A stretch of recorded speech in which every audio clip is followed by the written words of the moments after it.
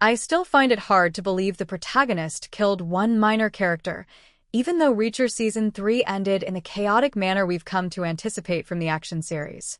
Reacher Season 3 concluded satisfactorily as the main characters defeated Quinn and Polly after avoiding Quinn's ambush and returning to Beck's party to break up the arms trade. Despite their original intention to be covert, Reacher's use of shotguns set up a chain of events that resulted in a full-scale shootout in and around Beck's estate. It should come as no surprise that Reacher had no trouble eliminating as many of Quinn's men as he could, and the protagonist was particularly ruthless in the conclusion.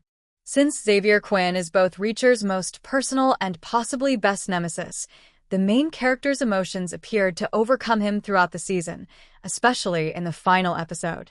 He was not only as vicious as ever, but he also defied his often sensible judgment by killing an apparently unimportant supporting character.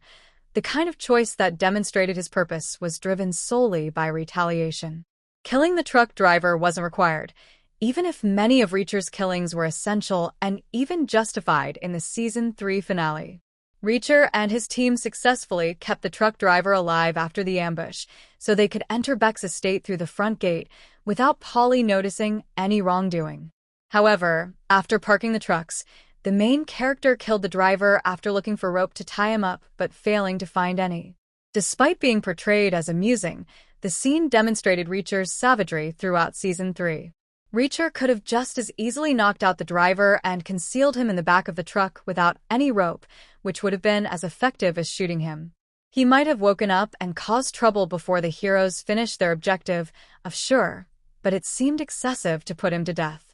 Killing the truck driver demonstrated that, despite his good disposition, Reacher still had some moral problems because he exhibited full contempt for his victim's life despite knowing nothing about his past, whereas Quinn and Polly's Reacher deaths felt inevitable.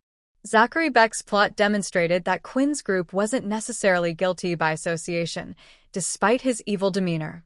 Although Beck voluntarily entered the gun-running business, he was by no means an angel, but Quinn's brutal takeover of his business was far worse. Furthermore,